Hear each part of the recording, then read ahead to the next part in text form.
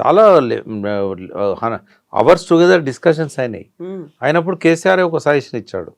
రవివర్మ చిత్రాలలో దేవతలను ఇవాళ మనము చూస్తున్నాము క్యాలెండర్లలో అంటే రాజా రవివర్మ ఎవరైతే భారతదేశం గర్వించదగ్గ చిత్రకారుడు ఉన్నాడో ఆయన ఇచ్చిన రూపాలే కదా అవన్నీ. అవును. సో దేవత అంటే ఖచ్చితంగా కిరీటం ఉంటుంది. ఆయన ప్రతి దేవత విగ్రహంలో ఆయన కిరీటం పెట్టాడు. కాబట్టి రవివర్మ చిత్రాలు తగ్గట్టుగా ఉండాలి. భరతమాతను కూడా ఆయనే చిత్రించాడు. భరతమాత రూపం ఇచ్చింది, భరతమాతకు ఒక రూపం ఇచ్చింది రవివర్మ. కాబట్టి రవివర్మ చిత్రాన్ని మనం ఇక్కడ ఆ రకంగా తీసుకురావాలని చెప్పాడు. హ్మ్. అన్నప్పుడు కిరీటం అనేది అవసరమైంది. కిరీటంలో కూడా తెలంగాణలో లభ్యమైన కోహినూరు వజ్రం ఉంటుంది, అవును. వడ్డానం ఉంటుంది తెలంగాణ తల్లికి. వడ్డానం అనేది తెలంగాణ సంప్రదాయం. మీరు ఏ ఫంక్షన్ పోయినా లేడీస్ వడ్డానం పెట్టుకుంటారు. అంటే బాగా డబ్బున్నోళ్ళే పెట్టుకోరు, గరీబులు కూడా పెట్టుకుంటారు ఉన్నంతలా వాళ్ళ శక్తి మేరకు. వడ్డానంలో జాకోబ్ వజ్రం ఉంది. హ్మ్. తర్వాత పట్టుచీర దేనికి సంకేతం? పోచంపల్లి, ఇక్కత్. అవును. తెలంగాణలో పట్టుచీరలు నేసే కేంద్రాలు ఒక 10-15 ఉంటాయి. వెంకటగిరి, చాలా గద్వాల. అవన్నీ వెంకటగిరి అంటే ఆంధ్ర. గద్వాల్ ఉంటుంది, కొత్తకోట, హ్మ్. తర్వాత పోచంపల్లి, నారాయణపేట. నారాయణపేట, ఇట్లా మహబూబ్నగర్లో 3-4 ఉన్నాయి. మళ్ళీ వేరే జిల్లాల్లో కూడా ఉన్నాయి. ఇప్పుడు జాగ్రఫికల్ ఐడెంటిఫికేషన్ గుర్తింపు కూడా వచ్చింది కదా ఇక్కత్ చీరకు. అవును. ఇట్లాంటివన్నీ ఉన్నాయి. సో దాంతో పాటుగా చేతుల్లో ఏముండాలి? హ్మ్. ఒక చేతిలో బతుకమ్మ, ఒక చేతిలో తెలంగాణ మెట్ట పంటలకు ఉదాహరణగా జొన్న కంకి, మొక్కజొన్న ఇవన్నీ కూడా అందులో పెట్టడం జరిగింది. అంటే సరే ఒక మాట అనుకుందాం, హ్మ్. ఇప్పుడున్న ముఖ్యమంత్రికి అది నచ్చలేదు. నచ్చకపోవడానికి ఒక తాత్విక పునాది ఉన్నది. రేవంత్ రెడ్డి అనే వాడికి హ్మ్. ఇప్పుడున్న తెలంగాణ తల్లి నచ్చకపోవడానికి ఆయన ఒక తాత్విక పునాది ఉన్నది. ఏంటంటే ఆయన ఎన్నడూ తెలంగాణ అనలేదు, జీవితంలో అనలేదు. ఈ రోజు వరకు ప్రమాణ స్వీకారంలో కూడా జై తెలంగాణ అనలేదు. 1 ఇయర్ పూర్తవుతున్నా అమరవీరుల దగ్గర పోయి దండం పెట్టలేదు. హ్మ్. ఎన్నడూ జై తెలంగాణ అనే వ్యక్తికి, తెలంగాణ ఉద్యమంలో లేని వ్యక్తికి, ఉద్యమకారుల మీద తుపాకీ తీసిన వ్యక్తికి తెలంగాణ తల్లి మీద గౌరవం ఎందుకుంటుంది? అందుకే ఆయన దాన్ని ఆయన మనసులో లేని తెలంగాణ తల్లి ప్రజల మనసుల్లో కూడా ఉండకుండా చేయడానికి ఒక కుట్ర చేస్తున్నాడు. ఆర్టీఏ వాళ్ళు ఇచ్చిన నోటిఫికేషన్ అంతా సులభమా తెలంగాణ తల్లిని చెరిపేయడం అనేది? లేదా కేసీఆర్ గారి అడుగుజాడల్ని తుడిచేస్తా, ఆయన జ్ఞాపకాలను లేకుండా చేస్తా, ఆయన గుర్తులను చెరిపేస్తా అని ఏదైతే అంటున్నాడో అది ఒక్క కేసీఆర్ గారు సృష్టించిందా? సో కేసీఆర్ గారు లాబింగ్ ప్రక్రియ ఎప్పుడైతే విఫలమైందని అన్నారో, సో మళ్ళీ ఆయన ఈ తెలంగాణ తల్లి విగ్రహానికి రూపకల్పన చేసిన క్రమంలో మొట్టమొదటిసారి నవంబర్ 15, 2007న తెలంగాణ భవన్లో తొలిసారి ఆ విగ్రహాన్ని ఆవిష్కరించడం జరిగింది. పస్నూరి దయాకర్ మొన్నటి వరకు ఎంపీగా ఉన్నారు టీఆర్ఎస్ ప్రభుత్వంలో. ఆయన లోక్సభ సభ్యునిగా 2 సార్లు ఎన్నికయ్యాడు. అతను ఫైన్ ఆర్ట్స్ కాలేజ్ స్టూడెంట్ ఉండే.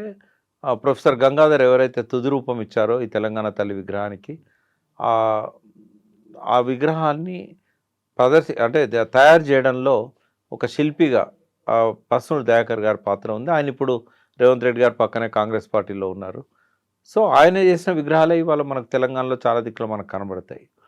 సో రేవంత్ రెడ్డి గారికి ఎట్లాగూ ఆ తెలంగాణ సోయి లేదు, తెలంగాణ ఉద్యమంలో పాల్గొనలేదు, ఆయన జై తెలంగాణ అనలేదు, అమరవీరుల స్థూపం దగ్గర పోయిన నివాళులు చెప్పలేదు. తెలంగాణ ప్రజల మనసులో నుంచి ఈ విగ్రహాన్ని తొలగించాలనుకోవడం అనేది అదొక మూర్ఖపు చర్య అని నేను అంటాను. ఎందుకంటే ఇవాళ నువ్వు కొత్త విగ్రహాన్ని తయారు చేస్తావు, మరి పాత విగ్రహాలు ఏం కావాలి? వాటన్నిటిని ఎవరైతే పెట్టారో వాళ్ళే తొలగించుకోవాలా? విగ్రహాలను తొలగించగలుగుతారా? తొలగించడం అవసరమా?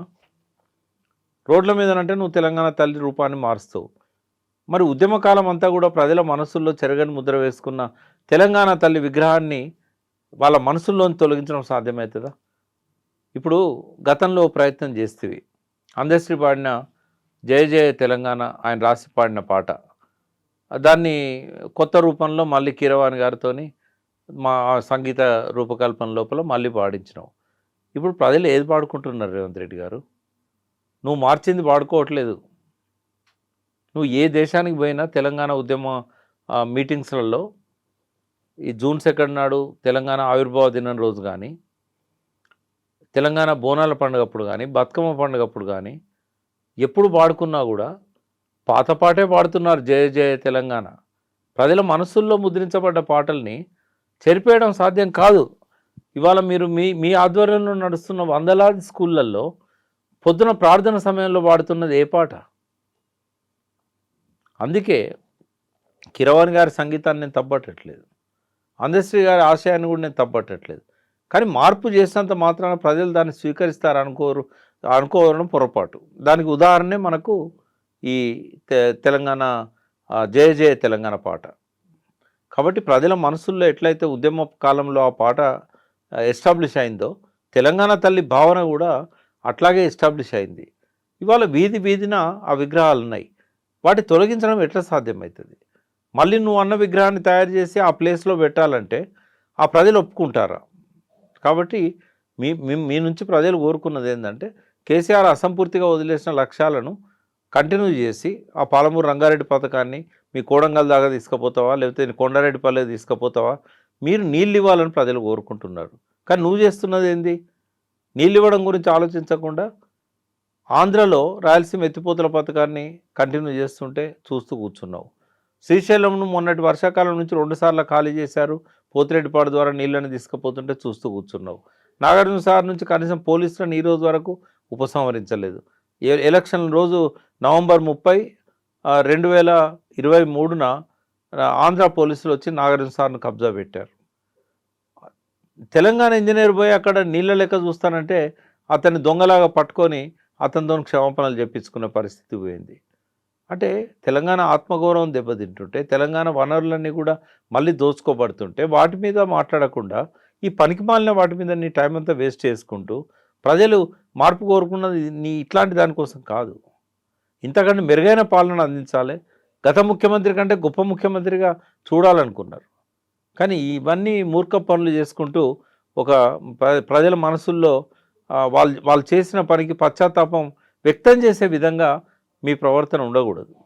అభినందించాలనుకున్నా కూడా ఒక గొప్ప ముఖ్యమంత్రిగా ఉండాలని మేము ఆకాంక్షించాలనుకున్నా కూడా మనసు రావడం లేదు.